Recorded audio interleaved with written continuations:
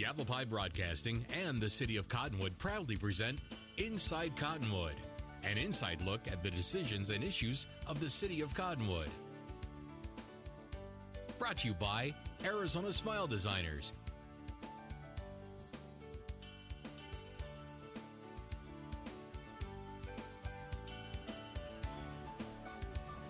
Welcome to Inside Cottonwood. I'm Diane Joens, the Mayor of Cottonwood, your host today, and we're interviewing Jennifer Chilton, and she is the brand new principal at Mingus Union High School. And we're just going to introduce her to the community today and find out a little bit of information about her and some of her visions for the children, the youth in our community, because she will have a very big impact on our youth and their successes. So welcome as principal of Mingus Union High School. Well, thank you so much for having me. I really appreciate it. You're welcome. I would just kind of like to find out a little bit about you, where you got your education and a little bit about your family, and then we'll talk about the school. Okay, great. Thank you. Well, it seems like I get my education everywhere I go, so lifelong learner. Yeah. So I have a string of educational projects that have helped support me in this role. So I started off at Indiana University. I grew up in Plainfield, Indiana, which is a small, it was then rural town. It seems like it's been absorbed by Indianapolis. When I go there, Indianapolis is just everywhere. Spreading out now. But a small town, and then went to Indiana University, which is where I earned my bachelor's degree. Then moved to Eastern Washington, so I lived in the Pacific Northwest for a very long time. So I have my education background and my master's degree from Eastern Washington University. And then since I've moved here, which has been about 7 years, I added a degree from Northern Arizona University in education leadership, along with my principal's certification there. So you've been in school many, many years to attain the position that you have now. And I'm sure that won't change. There are still classes out there to take, more things to learn every year. And absolutely. That's what makes that opportunity fun and exciting. So did you have a family as you were getting your education, or did you get it all first and then have your family? Oh, no. I think I completed that first master's degree with a baby in my lap, literally, at the typewriter. And so I've always had children through going to school. I've at various times taken time off for family, worked outside of education for several years. But that I always felt that as my family grew, I became a better teacher and even more committed to education and immersed in the community. So it's that family that keeps me connected to the community. So right along, and I also think that it's a good model for children, and not just my own children. I was completing my leadership degree while still in the classroom, and so it was really fun to be able to share that process with my students. There was a year where I worked half in the classroom and half in administration, and so the students watch those things and they learn from that process, and they're really curious. So they would maybe say, "What are you doing? Right? Why are you over there?" I'm during studying. the end of the day. And, yes. And so it's good for them to see that process that might be unfamiliar for some of them. That's fantastic. So it seems you're a very good role model for our youth, besides being a leader and having them look up to you. And so how many children do you have? I have 3 children. 3 children, okay. And are they in, you were telling me before we started that some have attended the Cottonwood Oak Creek School District, and been students there. Yes. Okay. Yes. So you kind of have just from the ground up, you have your family is involved in education within the community all over. Right. So, so your family has been involved in the process of your education and supportive of you, obviously. So that brings you to being, so what were you doing? You said that you had worked for Mingus 7 years now. What have you done at Mingus? Probably worn several hats, Yes, I'm the guessing. gamut there. Well, I came in mid-year, my first year, when my family relocated here, and that was just great fortune that Mingus needed an English teacher at that time. I remember calling on the phone, and when I saw the posting, I thought, oh, they must have already filled that, because it was, I think, perhaps October at that time. And I called, and no, they in fact did need a teacher, so it was perfect timing. And I started teaching English my first year. I think I had juniors and sophomores. And so I've taught 9th, 10th, and 11th grade English was my area. And then also one of my degrees is in teaching English as a second language. Okay. So when we had some legislative changes that mandated our English language learners were in the classroom 4 hours a day, 4 periods a day, then I had a year where I was able to teach English to English language learners full time. So that was a great opportunity. And then I think it was the year after that I did the half and half. I was teaching 9th and 10th graders and then working in administration as I started my internship for that. Okay, so you actually had an internship that here at Mingus? Okay, that's wonderful. While I was teaching, and that's been the great thing. I have had great opportunity at Mingus, and over these years that I've been there, one thing I've appreciated much is their support for growth, for teachers, for opportunity, for leadership, and so it's a win-win situation for the school when the school is supporting learning, workshops, taking on new responsibilities, and I learned that you know, if you're willing to volunteer, there's no end to the projects that you can take on innovatively to make your job more rewarding. So that was my early beginnings in administration when I was new, and to meet people and to become more involved just volunteering with the school improvement committee from my first year there. So it's something I've admired from my beginning there about the administration at Mingus, is that support for teachers. It allowed you to move up the ladder, kind of, so to speak, in your own career, and it gave you opportunities to be a leader. Yeah, it did, and I've appreciated it, and I think it's a wise philosophy for our local school to have. You know, we kind of think about, in my day, I guess you think about the principal and the paddle on the wall. And we keep it in the closet now.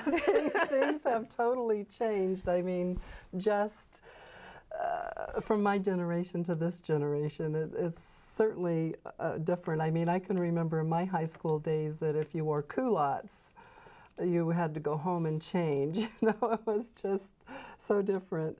Do you guys ever think about uniforms, or how do you do with your dress code? Because nowadays children or youth are just it's just very casual, I think, and that works, you know. I always love the topic of dress code, and you know, we joke about that role of principal, but really is so different now. And I worked very early on, a long time ago, in a school that didn't have a dress code, so I've seen that, and it always gives me great appreciation for dress code at Mingus.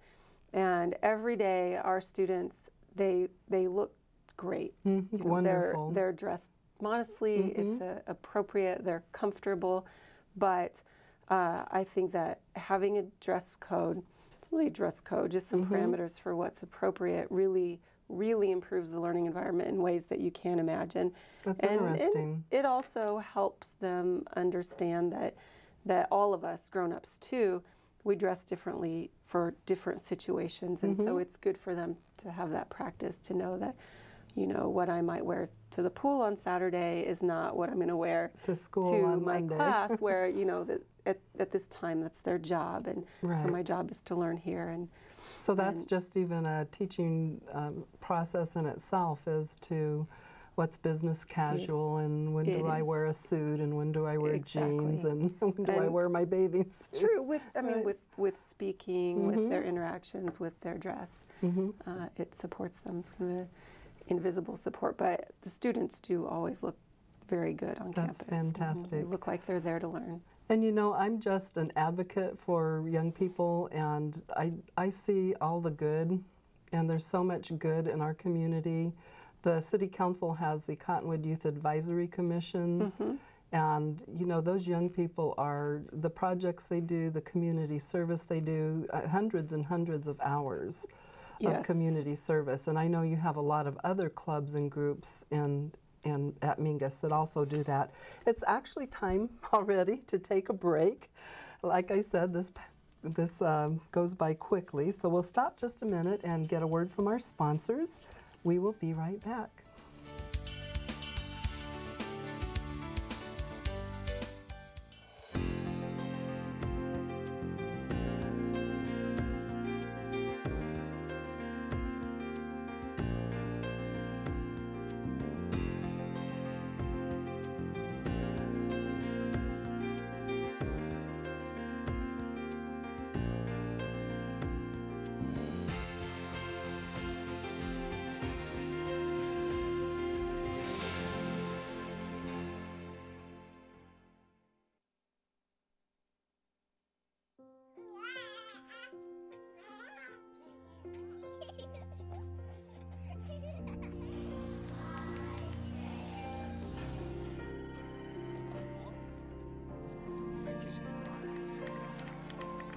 A full life, measured in seats, starts with the right ones early on.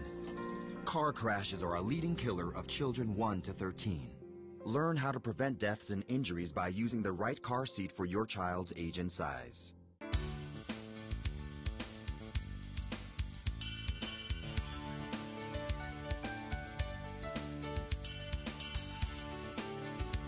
Welcome back to Inside Cottonwood. I'm Diane Joens, your host, and we have Jennifer Chilton, the brand new Mingus Union High School principal that we're interviewing today.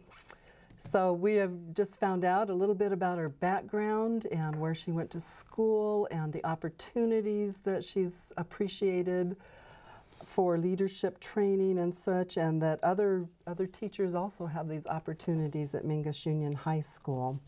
We were going to talk a little bit about Common Core. Two simple little words, but I bet they're pretty complicated. Tell us what Common Core is and what your vision is to attain standards that I'm sure come with these kinds of things. Okay, thanks. Yes, Common Core, it's, as an English teacher for life, it is one of my favorite topics, and it includes math and English, which the English there is really literacy in every subject, not just the way we think of an English class. And we've been working on Common Core for several years, so starting far back, 2 years ago, we started attending workshops, teachers and administrators, to learn about the process, to learn what was coming up, and we've been fortunate to be well supported by YCESA, which is our Yavapai County Education Service Agency. So, you know, thank goodness for their support throughout every year, and they have new support this year. We're working on Common Core planning together, collaborating with all schools in the county. And so then the last year before last and into last year, we were focusing as a first step on math and English classes, looking at curriculum and getting both of those areas as a first step aligned to Common Core standards. For me, Common Core, even though it's a new phrase for us, is very comforting, because many components of Common Core seem old-fashioned or traditional to me. It's a holistic approach. It's an approach where the standards, the movement wants teachers to communicate between subjects, English and history, the arts, humanities, throughout, so kids really find connection. It emphasizes reading complex texts, and so it's very close to my background. It just sort of acknowledging that students may have moved away from being required to do activities that facilitate their reading text independently and with close reading and pulling information from the text. So it really values reading as a gateway to career success, and then that it's joined with the PARC program, which is going to be our replacement for Ames. And interestingly, the CC in Park does not stand for Common Core. It stands for College and Career Readiness. Okay. So Dr. Paul Ty and I talked a little bit about Ames is gone and Park is here. it is, but so many of the things that we've done will make the transition smooth for students. So it was my privilege this last year to be able to go in and participate, or at least listen in with Cottonwood Oak Creek School District.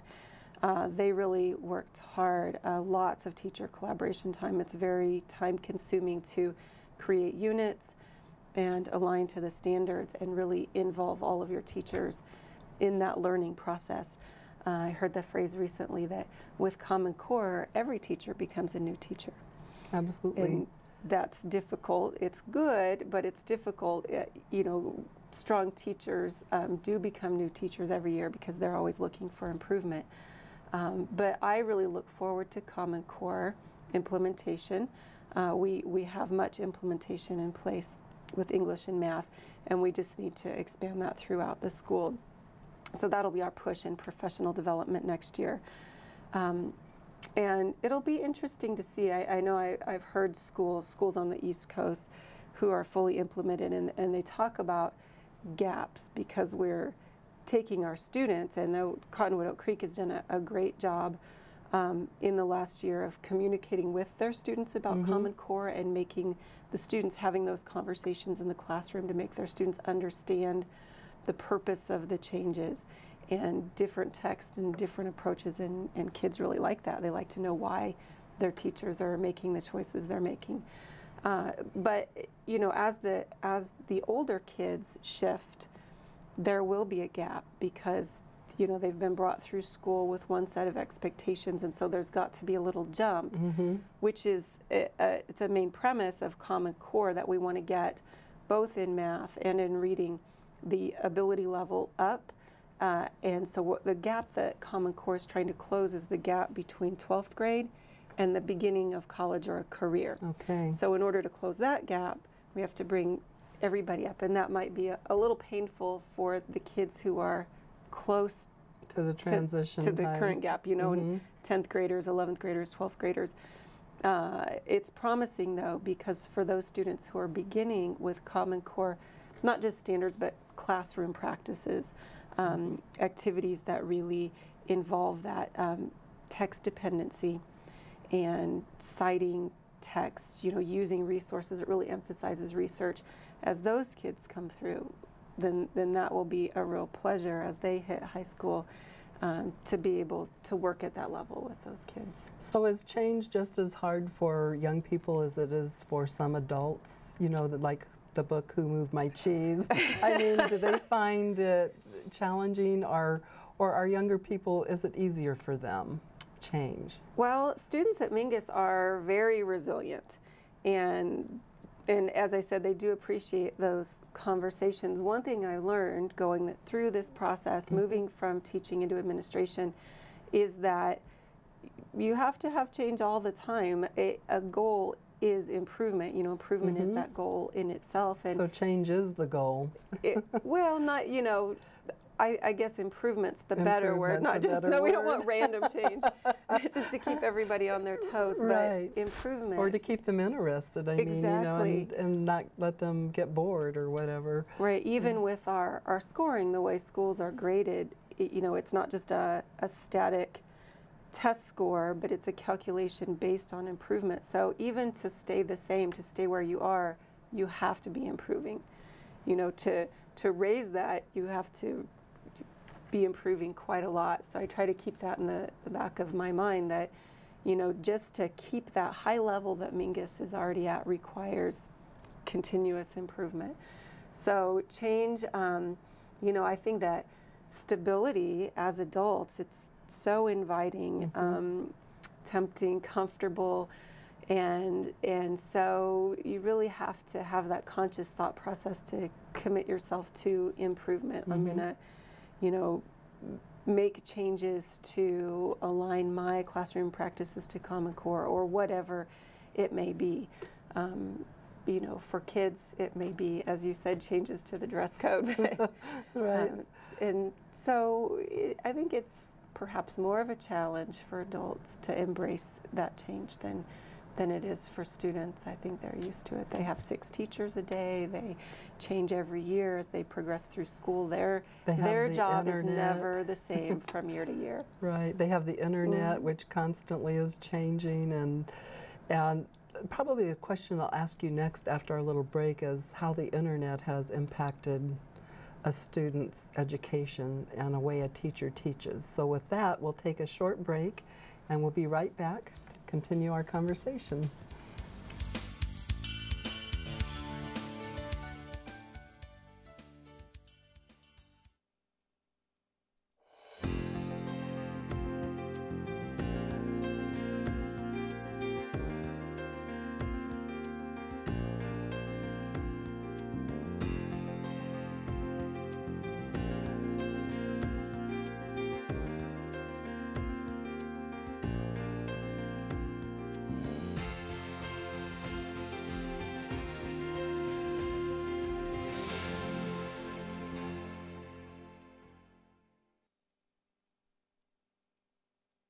Having a fire escape plan is very important to keep your family safe and together in the event of a fire.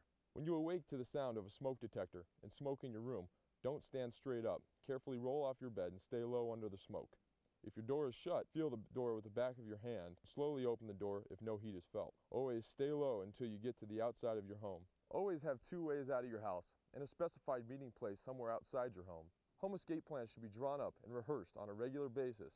This could be the difference between life and death if caught in a fire.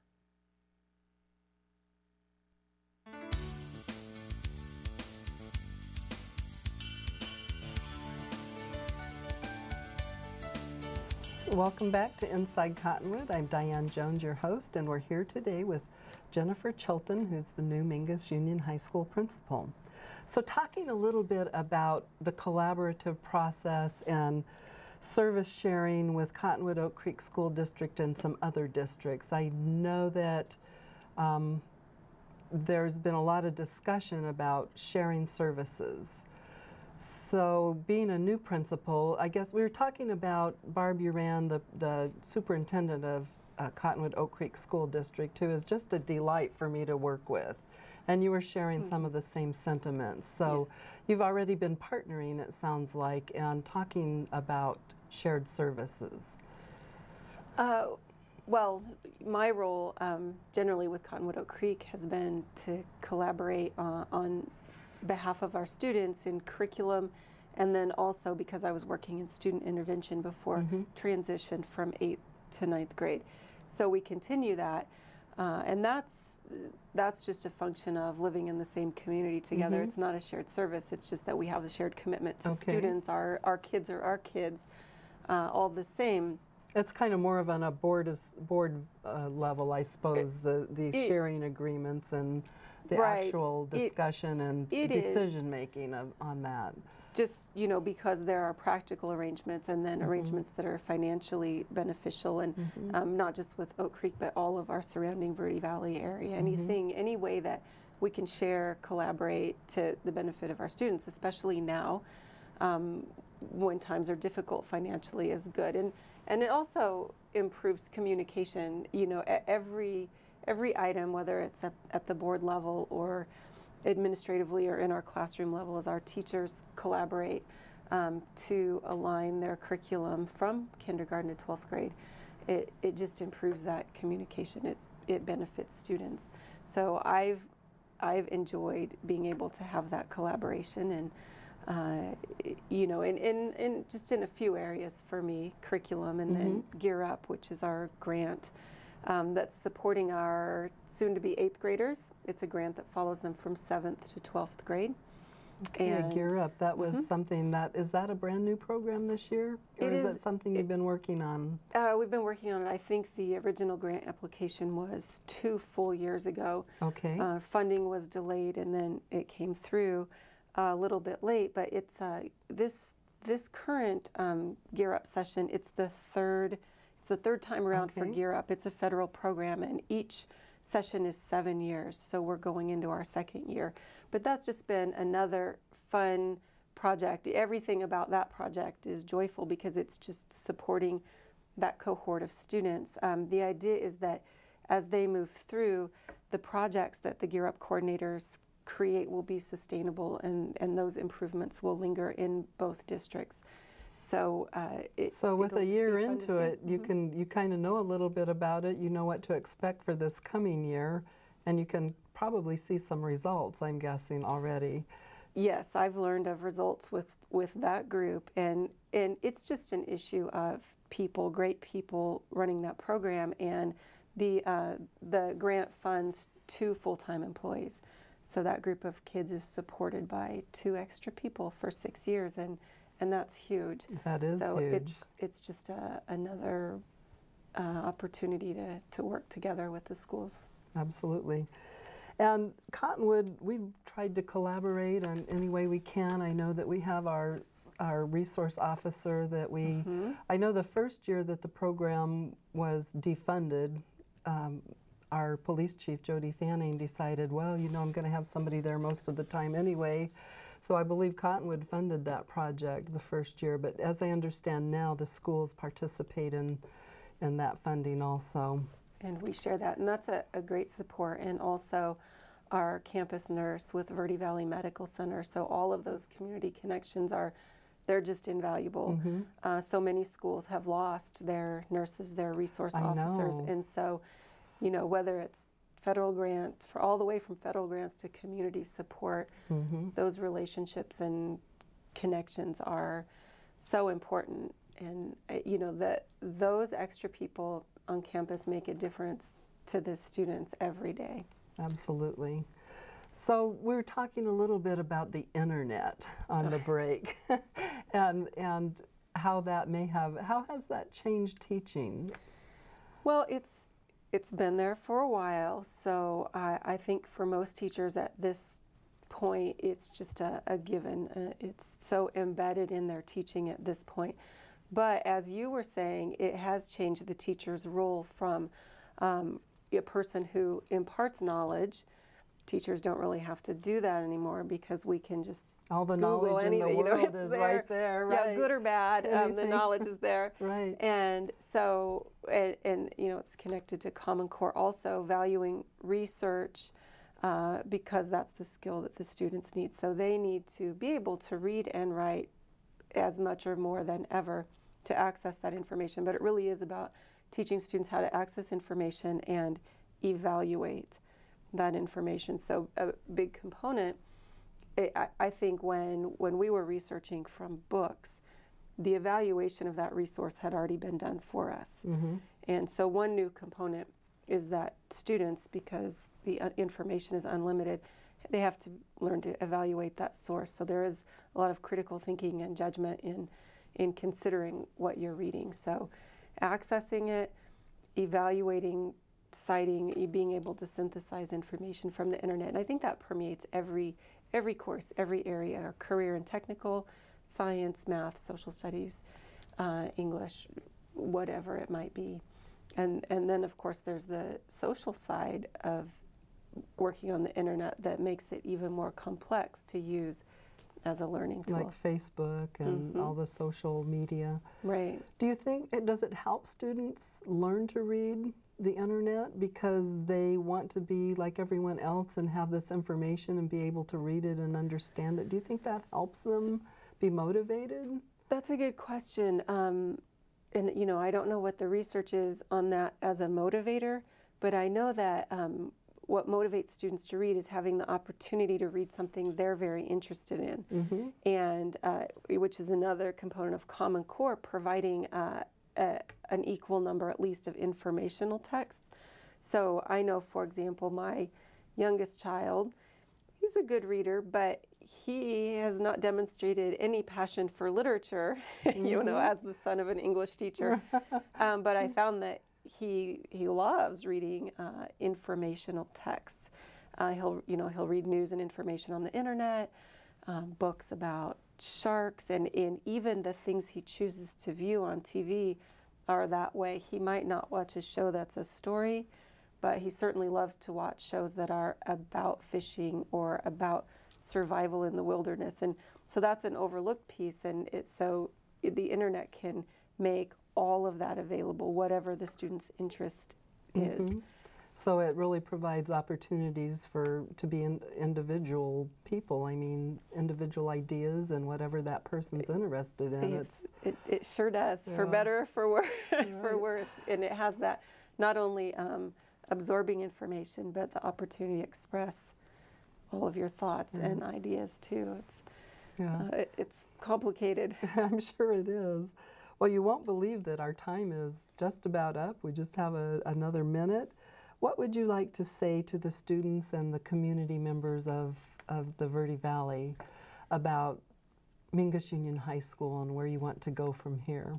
Well, I'm honored to be here and feel that it's such a privilege to be involved in leadership at Mingus, especially having been there for some time and having been the benefactor of Mingus's generosity to me. As far as vision for students in the school, it's very clearly to continue focusing on instruction for students, excellent instruction for students, and support for students.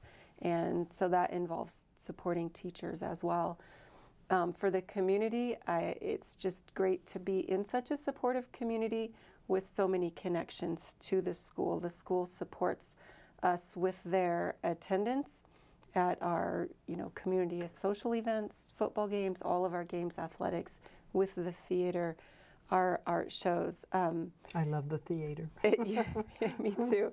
And it's fantastic, and that theater is a result of community partnership. I had I arrived right when the construction project was beginning, the bond project, and so I've been able to see the growth, the change physically in the campus. It's beautiful. It is. It is. It's very good for the students to have that beautiful campus that the community's provided. They take care of it very, very well, and just with the way they dress, also the environment they get to learn in is a huge advantage, and that's the result of community partnership. The community supporting the school with tax credit is invaluable. That's a win-win situation. When I moved to Arizona, I couldn't believe it. I thought, this is fantastic. I can give $400 to the school and get it right back. So, on the website, there's a list. You can see the list of activities, programs, pictures of students participating in those. So we're just very fortunate to have this community supporting its students in just a broad variety of ways. Well, thank you very much. It's been great having you on the show, and welcome to the community in your new position as principal. And thank you. I'm looking forward to working with you and helping you in any way that I can. And likewise, I am. It's just one of the pleasures of having this job. It's delightful. So thank you so much for inviting me. You're welcome. Thank you for being on Inside Cottonwood. And this ends our show for today. We'll see you next time.